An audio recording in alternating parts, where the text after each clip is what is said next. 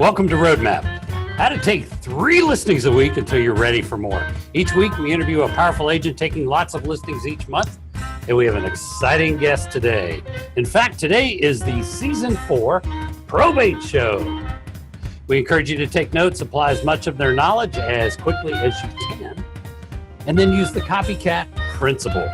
Before I introduce our guest today, I want to remind everyone that we are also simulcasting the show on the private Lead Gen group on Facebook. They have almost 51,000 members, so we have a large audience there today as well. We'll be pausing for a commercial message during the show as a thank you to the Lead Gen folks. Now let's welcome our guest today from... Oh, I didn't even introduce my co-host. I know. That's happened twice now. Oh, man. From San Diego, Miss Carly Hathaway. That's carlyhathaway.com. Welcome, Carly. Thank you. Thank you, Ren. Hi, everybody. Thanks for watching. How's real estate in San Diego? Real estate in San Diego is amazing. Cannot complain. Good. So let's introduce our guest from Naples, Florida. What a great place to live. Mr. Joe Ring. Welcome, Joe. Good afternoon. Glad to have you here. Well, thank you so much. I'm going to enjoy it. Good. And you're newer to real estate, aren't you? How many years? Well, I believe it's 4. It may be 5, but I believe it's 4. You've been too busy to count them, huh? Too busy to count, right? Good. Fantastic. And Joe does a little everything he's doing.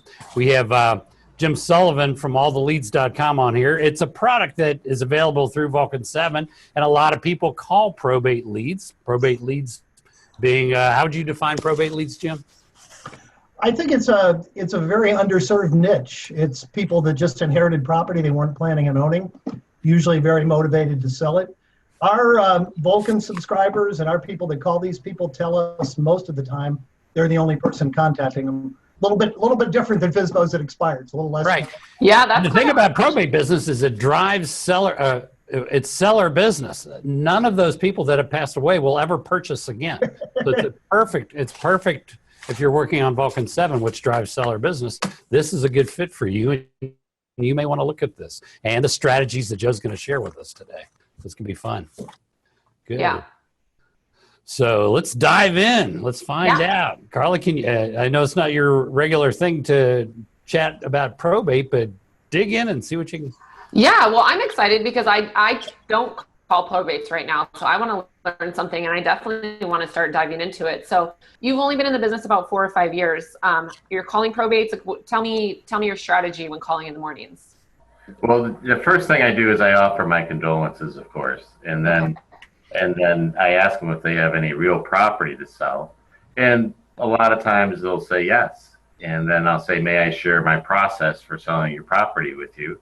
Mm-hmm. And then I have a 4-step process that I explain to them. And if they want to go forward, I send them out what I call a VIP pack, straight out of Mike Ferry, and send them that package to their house with a date and time to do a presentation. And I do it just like we're doing it right now. I mean, because a lot of times in my area, the sellers are from out of state. They're from Pennsylvania, mostly the Midwest. So it would be the kids, trying to sell their parents' condo or their home down here in Naples, Florida. And I'll just work, remotely through them. But I also have sub-services that help them too. Like, because since they're out of state, I maintain a cleaning crew to get it all cleaned up. I have associations with tax deduction facilities. And so I have, some value-added services. Obviously, I build the estate, but I have some value-added services that help me along in the process. Probably an educational process, too, to educate them on a few steps that they hadn't considered. Correct. Right. Let me ask you, when you're calling, when you get the probate contact information, are you getting it right after they pass away, or what's the time frame? And then also, what's the time frame of when you want to start calling them? Well, you want to start the process. That's a great question, actually. You want to start the process right away. Okay. And what you'll find, what you'll find is that when I first started, I was a little bit hesitant because it was so near the death. But if you don't, they're already going to list, because their lawyers have associations with realtors, and that's a very hard thing to break. So you got to get at it right away. I mean, Okay. right. And Yeah, Are you Connie, elevating the probate attorneys that specialize in estates and probate work? Yeah, I'm an old attorney myself, but Ah, so I would say that I've tried that going through the attorneys. It's much more effective for me personally.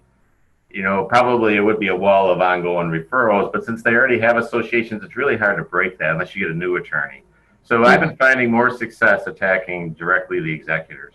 Yeah. okay. Carly, I just wanted to real quick follow up on your question. It Yeah. varies greatly, but on average, it's about 3.5 months from the date of death until the probate gets filed. So generally, the people are over the grief enough that they've made the business decision to hire an attorney and move on with their life. So it's not a little bit different than working obituaries. There usually is a time there where they're more responsive and they're more ready to deal with it. Yeah. Okay. And that's when we would get the numbers through Vulcan is after already it went through probate court and it's ready to be moved. Well, we give it to you as soon as the probate is filed. Right. From the time it's filed, it takes a few months at least to complete the process. But your first call or Joe's first call to these people is to let them know that they can go ahead and list the property now. They're authorized as the Right. executive. Yeah, I'm just gonna get to that. Right. Go ahead, Joe. I don't want to steal your thunder. Please, go ahead. Well, yeah, I was going to follow the note. You want to get them signed up with you as soon as possible, so that you realize, Mr. and Mrs. Seller, you could get this on the market right now, and we could sell it. We just can't close. You know, that's just my script to them. That's okay. So they need to be educated on that they can get it under contract, and then closing may be decided by in that process in the court. Correct. Okay. Would it be fair to say that your bigger competitor is not other agents doing what you do, but that investor or 10 that gets in their ear and whispers, I'll pay you cash and I'll do it quickly and easily. And they end up, basically it's a wholesale deal. Is that your competitor? Yeah, that it's interesting that we're an impetus to them by us starting to go for the higher dollar amount. At least in my marketplace, the guys would rather get the higher dollar amount than sell early to an investor at a 20% discount. But yes, I do go through that with them.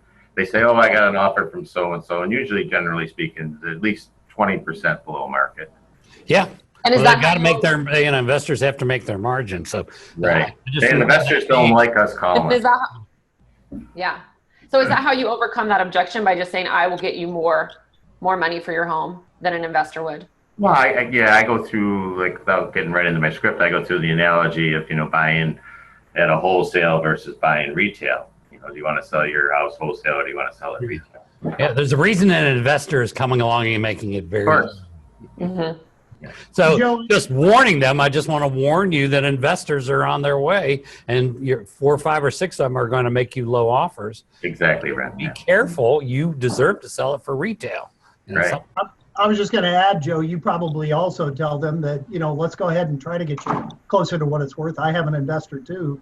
If the situation arises and you need a quick sale, I'm sure you have an investor that would do the same thing for them, right?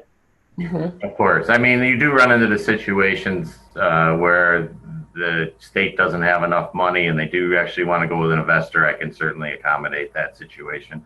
That's at least in my marketplace, and it might be different in other marketplaces. That would be the exception rather than the norm. Mm-hmm. So a lot of these are second homes, or are they? Or is it just the first home in the? Almost all of mine are second, third, or fourth homes. Correct. Yeah. Okay. Got it. Because you're in just a wonderful market. We're in a resort market, right? What's an average price there? I think our average price right now, with combining both homes and condos, is $588. That's great. That's rather pleasant. That's the upper end in a lot of cities. Yeah. And we go all the way up to 20 million in that area. Nice. Up to 20 million. What's the biggest you've done so far in a probate property? Oh, in a probate property in Maine. Yeah. 1 million. Okay, it's not so bad. So how many listings are you taking a month, or what's your goal? Well, I'll answer both questions. Okay. My goal is 60, right? So I'm trying to take at least 3 listings per month because off of your listings, you'll get the buyer sales, et cetera, and that'll drive you up to 60. So that's basically what I'm doing.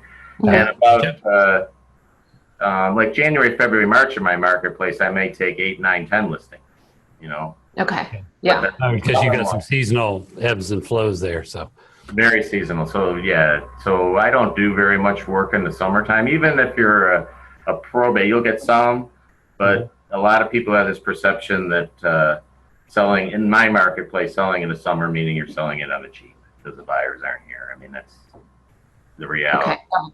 Okay, that makes sense. So to reach those goals, how many calls are you making per day? Why don't you just walk us through your schedule when you start in the morning, how many calls you make? Okay, I hope my coach isn't listening, but anyhow. So I start with role play at 7:30, and I do that every day of the week except for when I'm with my coach, Larry Kozak, on Thursday morning. So role play from 7:30 to about 10 to 8 or so. Then I get some coffee or whatever. Right at 8 o'clock, I'm starting to dial, right? And my goal is to hit 25 contacts per day. My analyzer's saying I'm at 97% of that. My monetary goal, I'm over my monetary goal, but I'm under my transaction goal. Okay, got it. And then in the afternoon, I do my lead follow-up after lunch around 12. And then I do listing appointments or previewing property after that. okay, great. Sounds like a good routine. It's working, definitely. Right. It's interesting, and I wasn't even thinking about this happening on this call, but no matter how you're doing this business, everybody seems to have a coach of some sort from some organization. Larry Kozak's yours. So great. Yeah. Love having coaches for sure. So you were saying you have, you send a VIP packet out for a pre-listing. Correct. What do you include in that? Well, I have it tailor-made to different products, but sticking with the probate product, I have what you call listing those services that I have value-added services that we talked about a little while ago. I have my recent sales of last year, which was over 50, and I include them in there. I have references with phone numbers in there. I have my listing plan of action and my objections in there. And then if it's a luxury property, I have my luxury certificate, and I will throw that there as well. Good. Nice, That's nice. a big part of your market, that luxury division there. And I was going to add real quick, Joe, if you're anything like me, what I loved about probate, and let me ask you, I mean, as far as following the schedule, what percentage of your probate listings do you actually have to meet with the people versus just a phone conversation and send off the paperwork? That's interesting. Because I'm sure we're going to get to this in the probate, and it's a lot of aggressive follow-up. I don't have to do that many presentations, although I'm not opposed to doing them. It's not a big deal. But right. By the time you get to actually listing their property, they just said, send me over the contract, because you've been in contact with them so much. I used to You love the find listing yourself doing group calls? Do you have to, because sometimes you have 4, 5, 6 heirs. I love it. Yeah, that's fun. Yeah. And it's always that one that's like, can't wait for it to sell. There's like, give me the money, that gets things moving along. The hard part is when you got one person that wants to sell and the other person doesn't want to sell, then I've been in those situations too. That's, Well, it's better to have one person in a hurry. That's what I think. Better to have the executor wanting to sell, yes. Yeah, definitely. And I think also, sending that pre-listing pack, I feel like a lot of agents don't do that. So it sets you above the bar, right? It does. And if they see that you're actually selling homes, especially at their price points, and it makes the life a whole lot easier. You want to make it about them. You don't want to tell them you're a great salesman and how many sales you do, but if you put it in that package, they'll read it, they'll know it. Yeah, definitely. And then you said you do lead follow-up in the afternoon. How often are you following up? What's your kind of timeline for that? This is my belief. I don't have a timeline, and I call them all the time. But if you're going to call them all the time, you got to bring something beneficial to the phone call. I got some exciting 2 more units sold in your building, whatever the case may be. I stay up at night and think about things that I can call them about. So it has to be a value, otherwise you're a nuisance. Right? Yes, got it. I Okay. was just thinking about this, Joe. When you've been doing this 48 to 60 months, just 4 to 5 years, and knowing your price point and a goal of 60, what kind of income is that? That's like 600. I mean, that's a lot of money, isn't Yeah. it? That's, Yeah. How much money is that? Is that 700,000? It's over 400,000. Yeah. So you're approaching $500,000 a year, and in a very short period, because there are people watching right now. They have been in the business 4 years, but they're not at $500,000 in income. So what would you tell them they need to do, regardless of their market, that maybe they're not doing? Maybe it's the advice from Larry Kozak, your coach. I think What would you tell them? Well, I would tell them that most people call the expireds like every day, and there's like 10 or 12 agents that are calling and they never get anywhere. And that's because they're forgetting to do their lead follow-up. You've got to get their motivation at least on the first phone call, and then follow up and pound that motivation. So you're a big lead follow-up guy. I would say that on average, it takes 6 or 7 lead follow-up phone calls before I get a listing. So there's Nice. huge advice. How much money do you think, if you were not doing the lead follow-up, if you were doing lead follow-up at the rate that a lot of agents are doing it, would that cut your income in half, or maybe only a third, or what would it, I mean? And I'm not sure I understood the question. If what?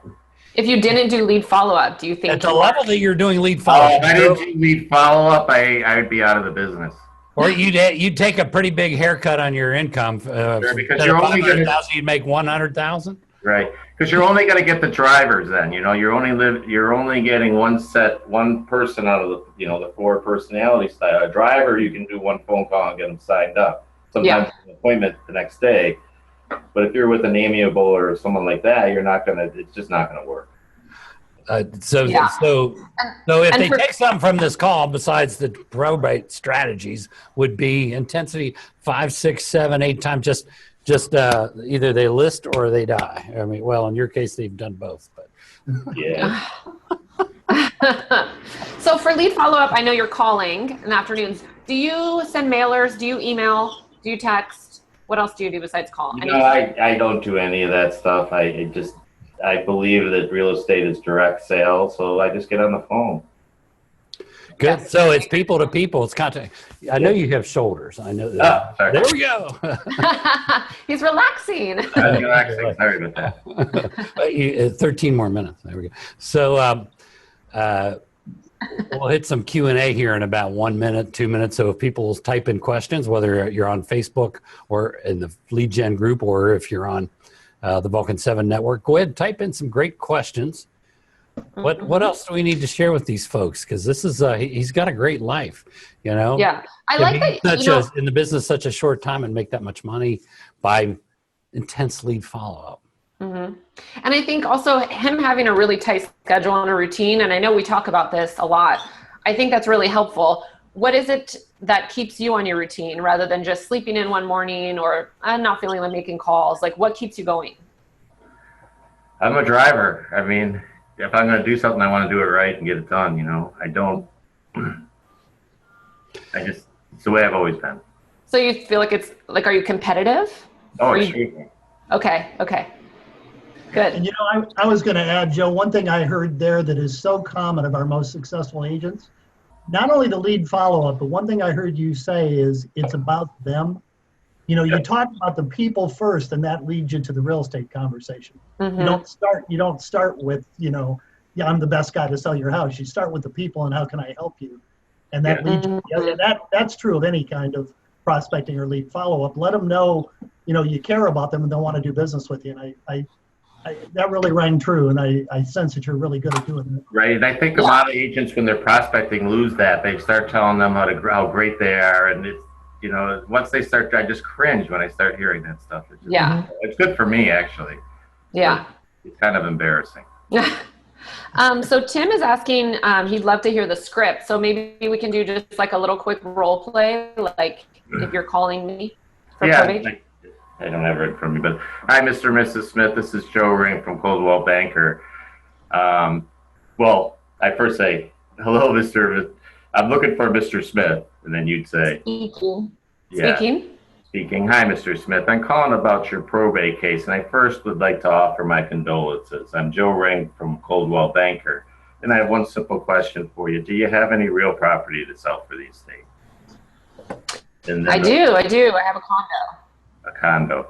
Well, terrific. May I share with you my process for working with executors?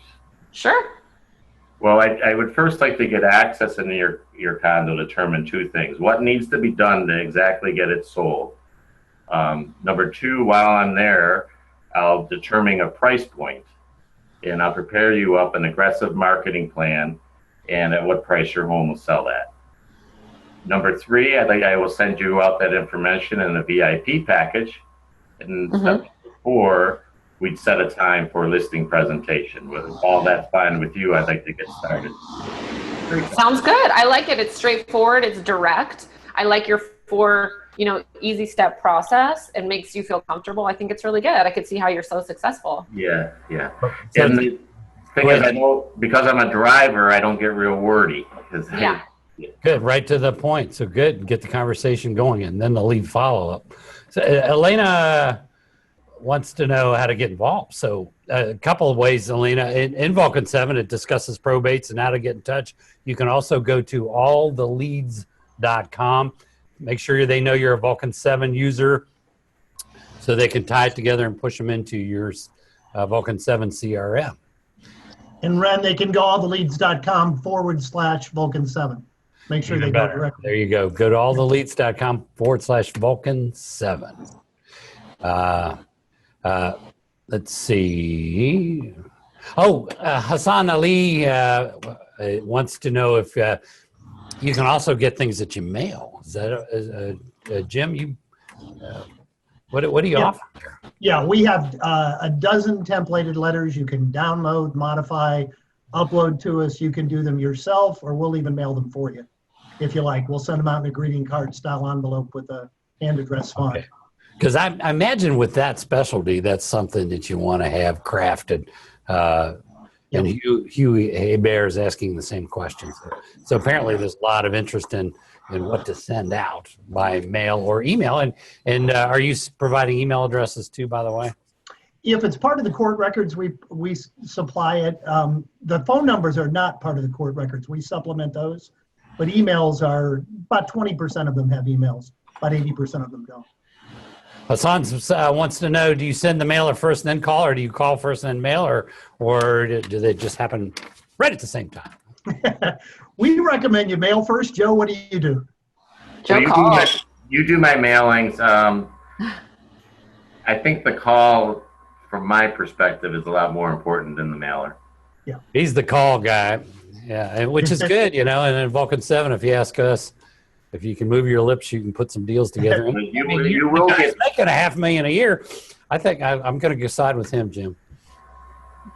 The mail makes it a little bit less of a cold call. Plus, you will have people put your letter away and call you a year later where they probably won't save your voicemail. This is a niche. Probate's a niche that the leads season very well. A lot of them are ready to do something right away. A lot of them will call you. Joe, have you found that people calling you a year later? Well, you're gonna love this, Jim. What you say absolutely rings true. I just figured that out. I started going back to your old list that you gave me from a year ago. I started calling them, and I'm pulling out listings out of those. They never did anything. Yeah. That's great. Yeah, and I have never done that before because I figured, they'd probably be. But no, there's more people than not. And then I think about myself and my parents. If they were to die, I probably wouldn't want to get on it right away. If I didn't need the money. Yeah. So, You probably go down. You're up in Michigan. You go down to. Might as well hang out in Naples for 2-3 years and until the red tide comes in, and then sell it. Right. Yeah. So let me ask you, do you leave voicemails when you're calling? I do not. Okay. I find them not to be effective, both whether it's probate, FSBOs, expired. You're just wasting another 2 minutes when you can put 3 more calls. That's the way Yeah. Okay. And then what if you've called them already 4 or 5 times? Do you have a timeline of when you throw them away and move on, or do you just keep calling? That's an interesting question. I get so that I have so many calls to make that if I would say the most 3 times, because by then I have a whole new batch of leads. Every day I get leads in, so it's. Yeah. Yeah. Tom Horst wants to know. Well, he says he's from Pennsylvania, but he could be anywhere. He could be on Amish country, who knows? But he wants to know, how many leads are available in a typical market. And if I remember, you send the leads once a month. If I remember, all big batch. Whoa. So Yeah, it'd be great if they split that up because there's a shitload of. Sorry, there's a lot of leads. That's okay. We have an edited version we send out. How many leads do you get in your market every month? I gotta be honest. I never counted, but there's got to be at least 150.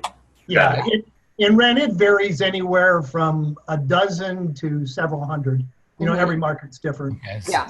And your prices vary too. The prices depend on that. So if you're in a big market, you're going to pay a lot, but you get a lot. Yeah. You pay more, but it's still not a lot. I'll tell you a story. One time I called on Probate just about a year ago, and I picked up $3 million sales, 900, 899, and $1 million off of one phone call. Yeah, it was pretty nice.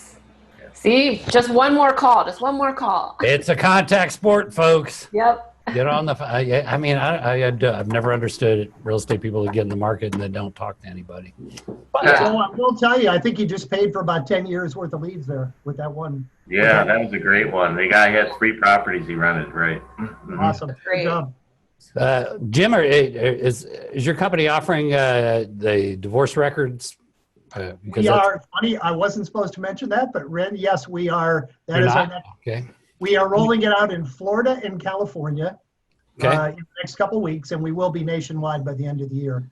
Okay. We're going to take the same approach, service, helping people. Say a lot. I mean, those are triple headers. You've got a sale, and a purchase, Yeah. Maybe it's 4. Yeah. Oh yeah, sale, and then 2 purchases. A sale and 2 buyers. One. Yeah. 2 buyers. Yeah, I'm going to sign up for that too. I got to call those people. Yeah, I want to start doing that too. I'm glad you're rolling it out in California. I'm excited. Yeah. Now and Jim ships. He was telling me about it. He ships a little special helmet to wear when you make those calls. Perfect. So you don't get beat up too bad. Well, no, and so I think it'd be it would be a fast sale, right? They want out. They want to get it sold fast. They don't even want to speak to each other. Well, what's interesting is whoever's in the house sometimes would rather stay there for a while. So it just. Oh, that's true. So you have to have your boxing gloves on, I guess, right? That's a different beast. It's a little more contentious. And a whole different set of strategies. The set of strategies on that type of a sale it's a very different list of scripts and conversations. Mm-hmm. Yeah, it's going to be. Why it's taken us so long. We wanted to get it right, and we do have. We're going to have a full-time divorce coach. Because you're going to want to coach people on all because you can't treat it like a regular sale. You're correct. Yep. Yeah. I mean, there's even a little bit of confrontation required. So you're probably going to have to work on both parties. Yeah. Yeah. But the best part about divorce is, if we're prospecting it, you don't know the buyer, you don't know either one of the sellers, and so you have a professional relationship, and they should trust you more because you don't care if it's this person or this person. Yeah, you're the middleman. You're the mediator. Right. You're the middle person instead of it being this person's friend or this person's friend. It's, you're not friends of either one. So really you play a huge role by going after that business. Mm-hmm. You really do. Good. This has been wonderful. And there's some great ideas here. And Joe, it's kind of fun to where you can 4 or 5 years in the business and be approaching $500,000 a year in income. That's a wonderful thing. And living at the beach. Well, near it anyway. Yeah. Yeah. What a great life. What a great life. This was really informative. I don't know about everyone else, but I'm really excited to start calling probates and then maybe divorce people too. Yeah, and you'll love the Florida tax rate, Carly. It's a lot better than California. I know. I'm getting killed. Good deal. So I want to thank everybody for being here. I've got to read a couple little things. If you're watching on Vulcan 7, you want to get involved with the Lead Gen Facebook group. They are at facebook.com/groups/got-objections. And I want to thank Aaron, who runs that group. And he has a great program he does called expiredmasteryelite.com. And finally, if you're watching on Facebook and you're not involved with Vulcan 7, Can't imagine. Make sure to sign up at vulcan7.com/lead gen for a very special deal. And now for Joe's secret. He didn't tell you, but what Joe does is he makes his calls all morning long. And then he does his lead follow-up for another hour and a half, 2 hours, because he does a lot of lead follow-up. And then he rewards himself. And this is what drives him to making the big bucks he's making. He gets some delicious Grater's mint chocolate chip. He has the delicious, you want to get this, folks, the delicious Grater's mint chocolate chip. The only one for taking listings. If you're working with buyers, it's a totally different flavor. But for the listings, it's the mint chocolate chip. If the listing has trouble selling, dig a hole in the front yard, bury it upside down, and it will sell just like that. But that's his secret, and you should get involved. Go to graders.com. You can buy it anywhere in North America. Ren, you asked me for a special deal. Do you have time for that or not? Oh, yeah, Jim. Can you get, I asked Jim if he would do us a favor and give us some sort of a special deal. Yeah, I need a deal. With right, Leads.com.